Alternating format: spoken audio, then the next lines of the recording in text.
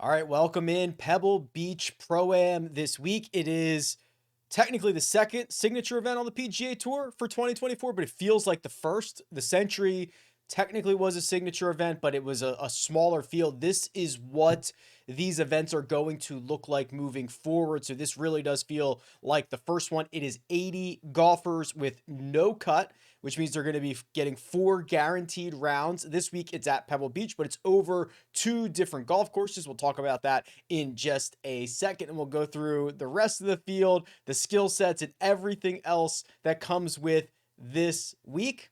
Let's jump into it. Okay, one of the most famous golf courses on planet Earth, Pebble Beach. The way that this will work this year is different than previous years. This used to be a 3-course rotation with the Pro-Am aspect obviously being very prevalent. It was not a particularly strong field each and every week, but that's going to change this time around. You're going to get a stacked field, obviously, because of the signature designation.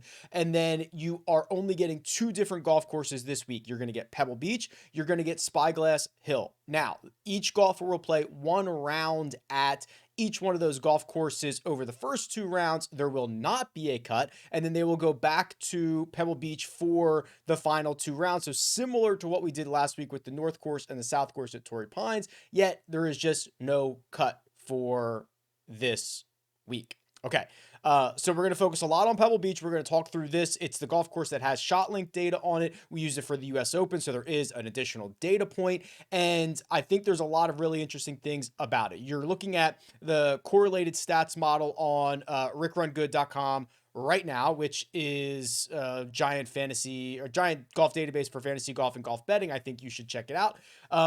So couple of things here. You're gonna learn very quickly. This is a very short course that has very small greens. When you start driving it around Pebble Beach, what you realize is you cannot bomb and gouge this place. The way that it is both designed by man and by nature, there are just a lot of landing areas in which everybody's gonna play from, right? The average driving distance around Pebble Beach last year was 276 yards. It's the shortest on the PGA Tour. You just cannot hit driver everywhere. Everybody plays to a position. So that turns this into a lot of a second shot golf course. So when you start putting everybody in the same spot, who tends to have success? Well, the ones that are able to get closer to the pin, who are able to hit the green from those locations than their peers. That's obvious. And the shorter shots in doesn't actually create more missed greens. For example, this is 25th out of 54 golf courses in greens and regulation percent. It's right smack dab in the middle. So it's not like you're missing a lot of greens. Yes, they're smaller targets, but they are shorter clubs coming in. The problem is when you miss the greens, you are in a tricky spot. This is a very difficult course to scramble at. It's 11th out of 54 courses in scrambling. The issue is you get some tricky lies around the greens, and then you also have to putt. West Coast POA, we talked about it last week with Torrey Pines. Torrey was basically first or second in difficulty on those like 4 to 16 foot putts, basically however you want to slice it. This is like 3rd or 4th most difficult, right? They're just those short missed putts. They pop up all the time. It's just a lot harder to get the ball in the hole. So because you have to get up and down, that makes the scrambling numbers go a little bit crazy. So the way that I look at this, the second shot will be critical. So you should either be a very good approach player or the ability to get up and down, a good scrambler. You can use a lot of creativity around here. It makes sense that Jordan Spieth has had a lot of success at this golf course. We'll talk about that in just a little bit, but this is a golf course that I think has played a lot from, I don't even want to say from fairway through green, but basically from second shot through green is the way that this thing starts to pan out. It's why Webb Simpson has had a lot of success here. Webb Simpson's been,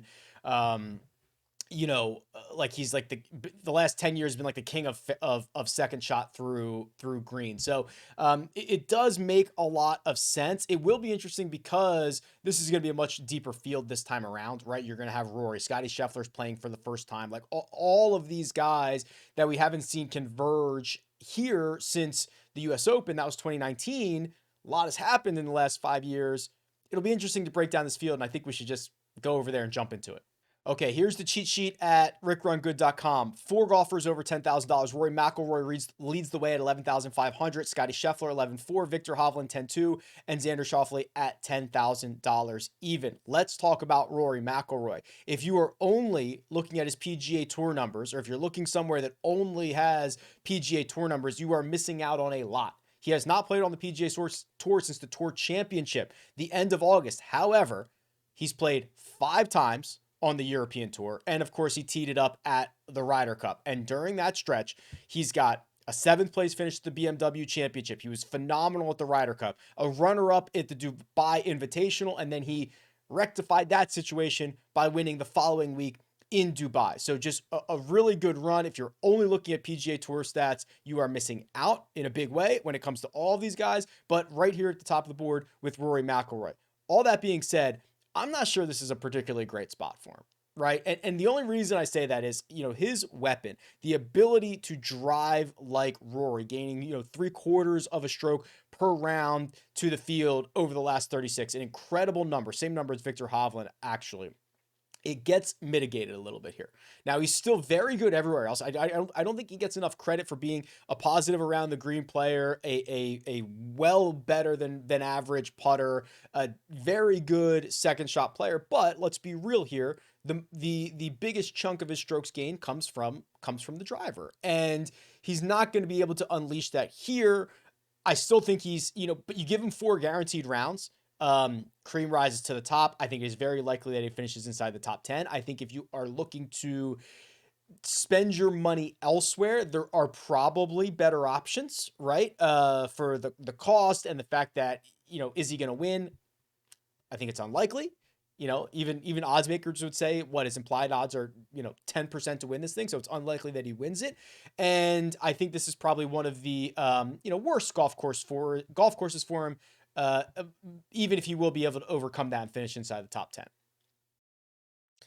Now we look at the second most expensive player here, Scotty Scheffler, 11,400, just $100 cheaper than Rory. And I think there's a pretty good argument to be made to probably fading both of these guys, right? Look at Scotty. First of all, he's never played here before, right? Is that because it's a scheduling thing? He doesn't think that it fits his skill set. Whatever the reason is, the only time he's played it was the U.S. Open. He missed the cut. If we're removing, I don't want to say remove, if we're downgrading Rory's off the tee play, we have to downgrade Scotty Scheffler's off the tee play. That is a place where he gains a ton of strokes. So now it becomes a fairway through putter. Love the second shot. Love the around the green play from Scotty. We've got this big column of dark red, multiple strokes losing with the putter every single week, going to a golf course that will really hamper those guys. It's even harder to putt than normal. There could be a big number lurking here for Scotty trying to putt on these surfaces. So I think there's actually a pretty strong case to be made to skip these two, go down to Hovland, go down to Xander. I mean, I think you're going to get a lot of Victor stuff for this week. He's got good success at Pebble Beach. Everybody's going to want to talk about his U.S. Amateur win here, but I'll pull up his items from both the U.S. Open in 2019, where he finished T12. He lost 4 strokes putting that week. If he putts well, who knows? He might win the thing. He was 400-1 that week. I think he played it as an amateur. So 2020, he played the Pebble Beach Pro and finished T38, and then he played this event last year, T13. The argument for Victor is that he is a much better player all around now than he was at any point in this history. And this is a place that he has had decent and improving success at. But I hate to say it because I find him incredibly difficult to handicap and figure out. I think that Xander is probably my favorite here. All things considered, the price, which is the cheapest of the 10K range, the concerns that you have about some of the guys at the top of the board, the perceived popularity that I have on Victor, and we'll find out, Wednesday, the live chat, RickRunGood YouTube channel, we'll have a better idea of what the projected ownership is going to be by then. it kind of leaves me looking at Xander and saying, yeah, this makes a lot of sense. You know, he finished T3 here at the US Open in 2019. He hadn't played it except for the 2017 Pebble Beach Pro-Am. He finished T66. But what he does, the all-around skill set, right? The ability to gain everywhere is exciting. I think that he opens up a lot of different paths to separate himself from the rest of the field at this golf course. And the results are, I mean, they're there. He doesn't win as much as he should.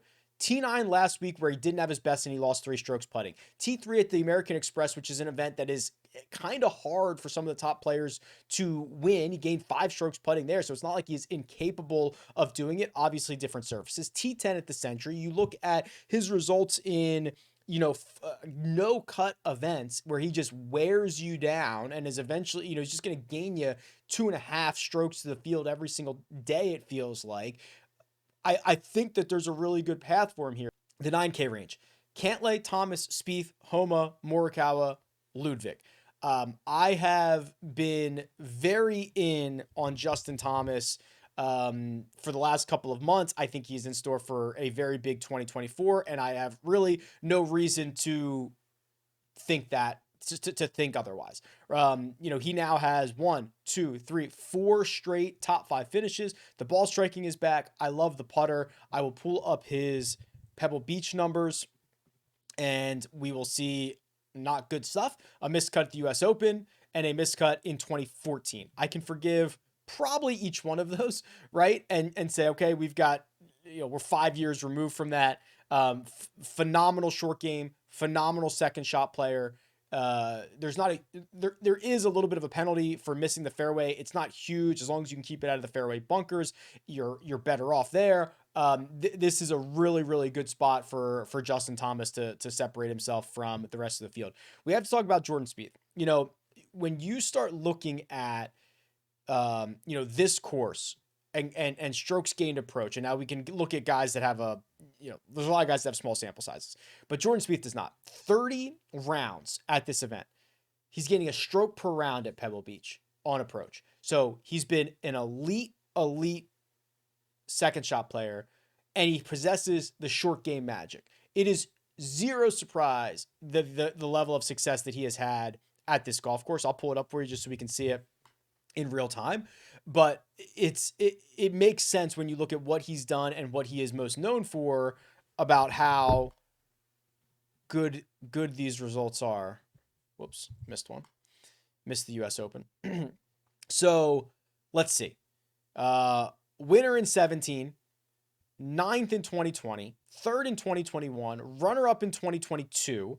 Even before the win, he went 21st, 7th, 4th. So that is 1, 2, 3, 4, 5, 6 top 10 finishes dating back to 10 years, basically, is what that looks like. And a lot of green, chunks all over the place. He's going to be very popular. People are going to be getting as much Jordan Spieth as they can get this week. I'm really interested to see what the pivot opportunities for Max Homa are.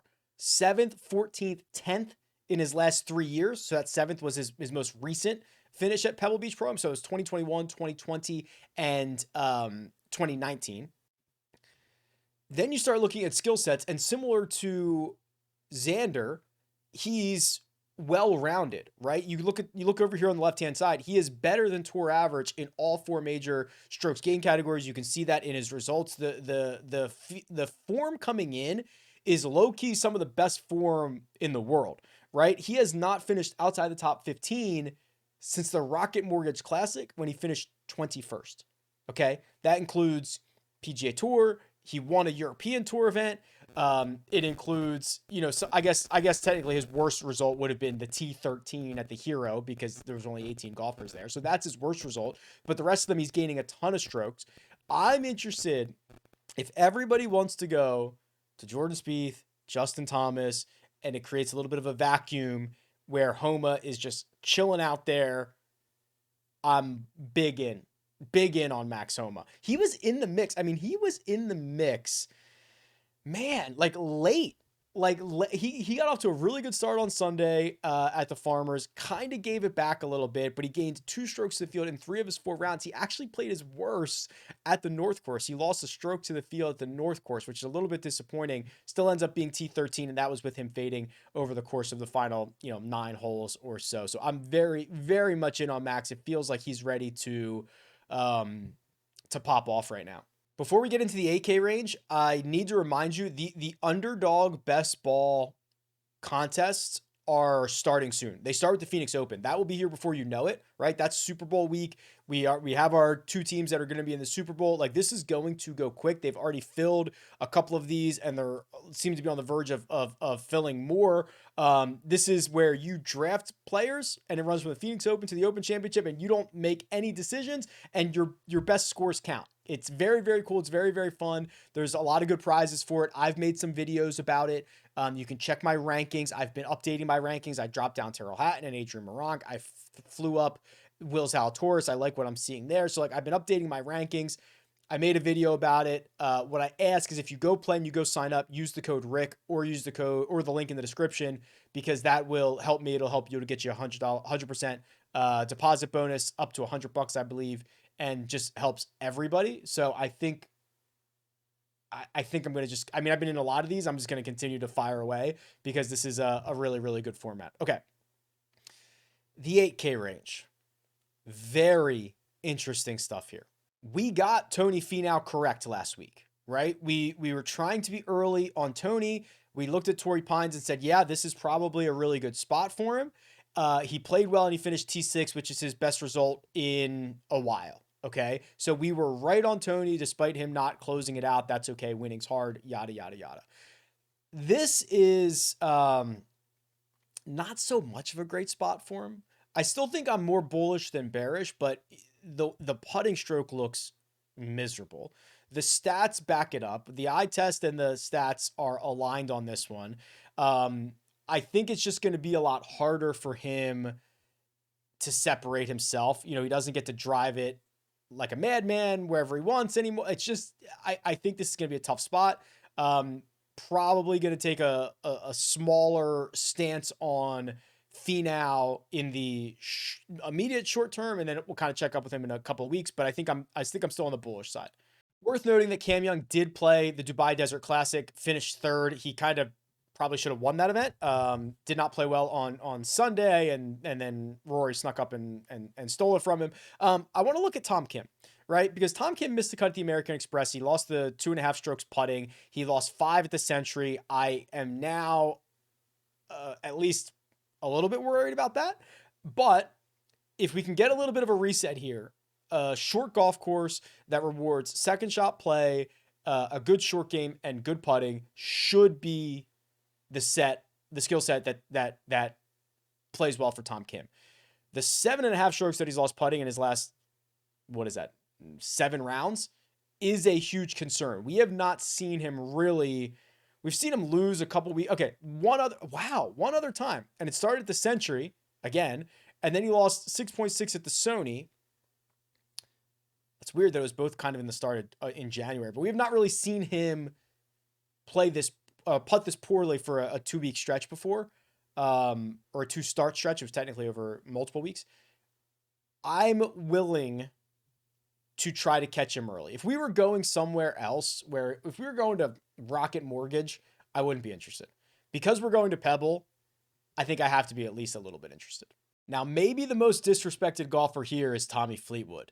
And again, if you are looking solely at PGA Tour stats, you see a T47 at the Century and a T6 at the Tour Championship, and you're thinking, who cares, right? Well, I care, because in the meantime, since the Tour Championship, 6th at the BMW PGA, was great at the Ryder Cup. He finished 12th at the Nedbank Golf Challenge, runner-up at the DP World Tour Championship. He won the Dubai Invitational, beat Rory, right?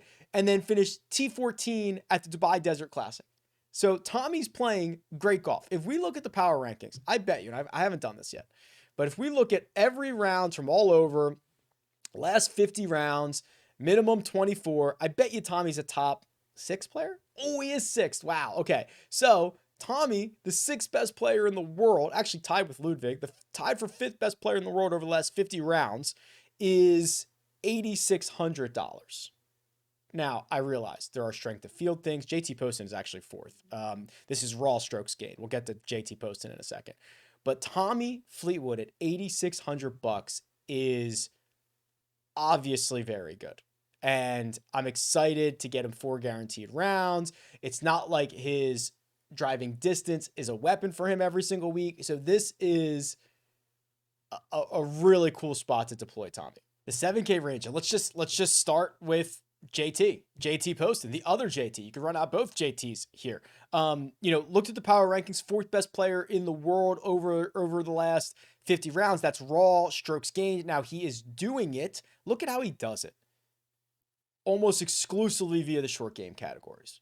1.28 strokes gained in the short game categories, which is around the green plus putting. That is second to only Brian Harman, who is $7,600 in this range.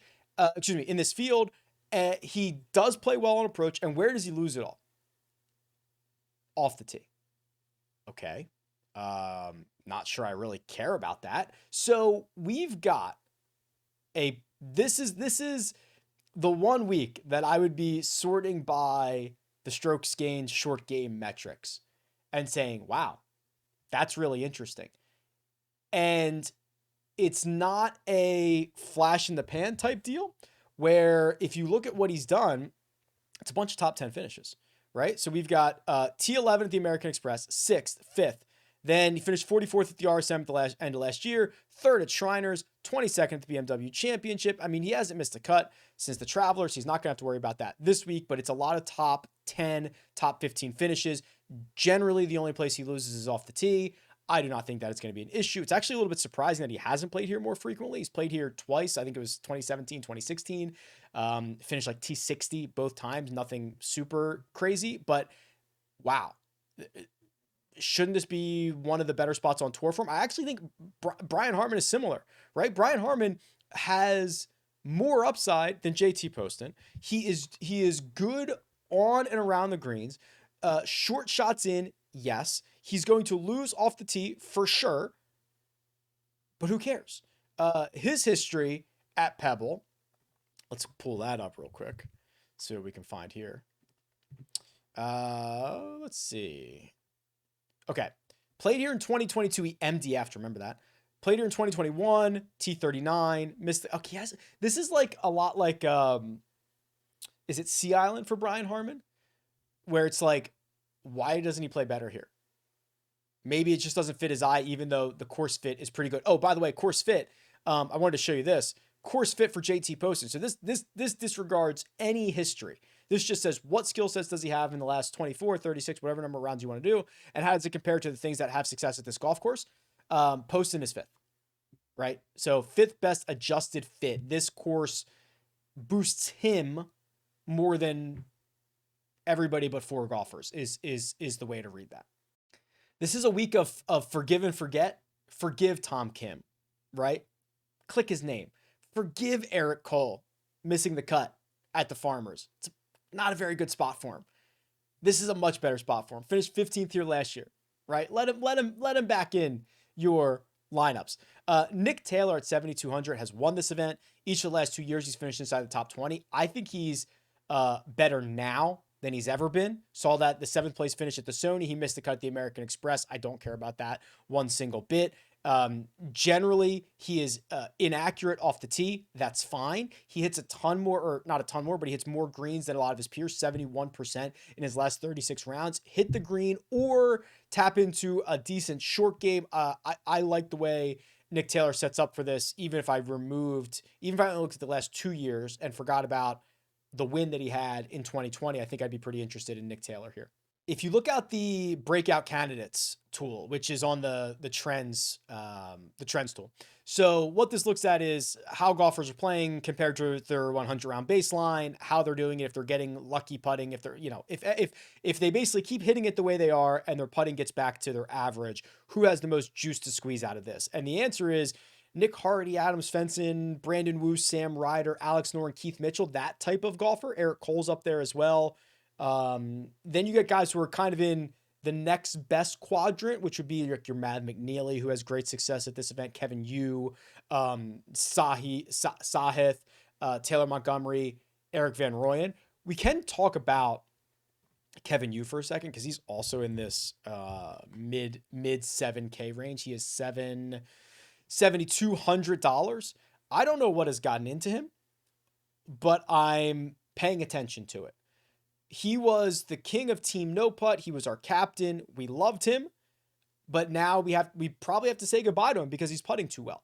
And I would say the last two are the big coming out parties, right? So he's gained over 22 strokes to the field in his last 8 rounds. He had only gained like 16 total strokes to the field in his first 89 rounds on the PGA Tour in his career. So he has done more damage in 8 rounds, 2 weeks of Amex and Farmers Insurance Open than he did in the entirety of his career. And I'll say it's actually been 4 starts where he has putted much better. So just kind of look at these results. Lose 4, 5, 6 strokes putting. He only loses, less than 1. It was 1 measured round at RSM Classic. He misses the cut. Misses the cut at Sony, but putts better, loses a half a stroke. Then he putts a little bit better at the American Express, gains about a half a stroke. And then he has, the great putting week, 3 strokes with the putter at Farmers. That is 4 above average starts for him with the flat stick. And he doesn't lose anything in the ball striking categories. I see why he's kind of in this breakout opportunity. I do think that there is a lot of upside in Kevin Yu. He might lose 5 strokes putting. I have no idea. But I think this is enough of a trend that we've got to be taking it seriously as opposed to just saying, hey, this is flash in the pan. Anybody else here? I think Sepp Straka is pretty interesting. I worry that the short game is not good enough, but he's accurate off the tee. He's not very long, which doesn't matter. Great approach player, good putter, high upside, though he has gotten way more consistent in the last couple of months than he's ever been in his career. I worry that if he is missing greens, he will bleed shots around the green. The 6K range starts with Nick Dunlap, right? So fresh off the victory, turns pro. Here we go. We are starting. He'll be decked out with all of his logos. I'll wait and see, right? What's the rush? What's the rush on Nick Dunlap? He's $6,900. I will wait and see. Taylor Montgomery deserves a deep dive here. It's probably been enough starts that we've got to start hat tipping Montgomery here. Continues to be a great putter. He struck it well at the RSM, struck it great at the Sony, good enough at the American Express. Wasn't very good at the Farmers, but gets around to a T13, a decent result there. Again, this week I'm relying on short game a lot more than usual. So here we are, short game specialist who's hit it better than his 100 round baseline in the last 4 or 5 starts. I think this is reasonable to consider Taylor Montgomery for this week. Ben Griffin was also one of the guys that really fit this course well thanks to those short game gains, especially with the putter. He did miss the cut at the Farmers, not a great course for him, but finished 9th at the American Express, 30th at the Sony, 8th at the RSM Classic. Like he's been playing better than what we saw at the Farmers, and that's just a really, really bad spot for him. I suspect he'll be popular, but it is time to get salary cap relief with Maverick McNeely at $6,200. $200 more than the minimum. He is healthy. He's coming off the T37 at the Farmers, in which he gained strokes everywhere but on approach. He is a POA specialist. He's a short game specialist. He is a Pebble Beach specialist. And we're getting better, more consistent play from him now that he's back. So I think he's going to be popular. Everybody knows his connections to this course. Finished 5th and runner-up 4 years ago and 3 years ago. Again, healthy, this is one of the better spots for him, and I would prefer him over some of these other guys, right? Webb Simpson is what? Webb Simpson's probably trending downwards. Seamus Power, who should have won this event, was it last year or the year before, kind of trending downwards a little bit. Sam Ryder, Peter Malnati, are you super excited about these guys on this golf course? Maverick McNeely is $6,200, and I think that is worth the salary cap relief to especially pile in some of those guys at the top. Okay, let's run a model here. Custom model, RickRunGood.com. Let's do a couple of items here. I'm not even going to do anything off the tee. Like, who cares, right? I will do strokes gained approach. Okay, so I will do, and I'll split this up. So I will do strokes gained approach, last 24 rounds for 10. Then I will do some approach, like shorter approach buckets, like 8 on 100 to 125, 8 on 125 to 150. Those will be my approach buckets. And I will also do 5 on greens gained. So that's greens in regulation gained. Hitting the green is going to be important this week. Around the green, we're going to put 15 on scrambling. We are going to put 10 on putting on Bermuda. We are also, or excuse me, Poana. I put it in the right spot. I said it wrong. We are going to do course history for 15. I think it's pretty important. We'll do short golf courses for 10. We've got 19 left. I will also double up just a little bit on strokes gained around the green. I know I've already done scrambling, but long-term around the green for 5, last 50. We've got 14 left. I could do bogey avoidance for 7 and implied odds for 7. Number one golfer? We are terribly screwed. Eric Cole. Wow. I get it. Makes sense. Can't lay 2, $9,700. Xander 3. Okay. So it is interesting to see that Xander, beats Rory, beats Scotty. Those guys are 5 and 6 respectively. Beats Victor, who's 4. So they're all up there. But it actually has them in, well, it's not reverse order. It's Xander, Victor, Rory, Scotty from 3 through 6. Spieth is 7. Yep. Justin Rose, who's won this event, has played well here, 8th. Look at Adam Hadwin. As I was clicking through, I don't think I mentioned his name, but I did see his name a lot. Hadwin gets the 9th rank. Good iron player, is not going to be penalized for his driving, hits the short irons well. He's 9th. Jason Day is 10th. Yeah, look at Finau 12th. That's probably about right. Harman gets up to 22nd at 7,600. Chris Kirk gets up there. Where's McNeely? The problem with McNeely is his stuff is so bad. You're almost gonna have to force him into lineups because he had a stretch of he was injured, like the miserable stuff that he was injured with. Really interesting. Okay, cool. Well, I love that. That's a lot of fun and gave us some interesting results. Oh, before I forget, the contest on Splash that we've been doing every week, it is now guaranteed. So 220 spots for this week, $20 entry. You just pick one golfer from each tier. These payouts are guaranteed. So it's going to be $800 for first. They're going to pay 25 spots no matter how many people get into this. I would prefer to fill it so that we can just keep growing these and getting them guaranteed, but they liked the response. So they are now guaranteed events, which is nice.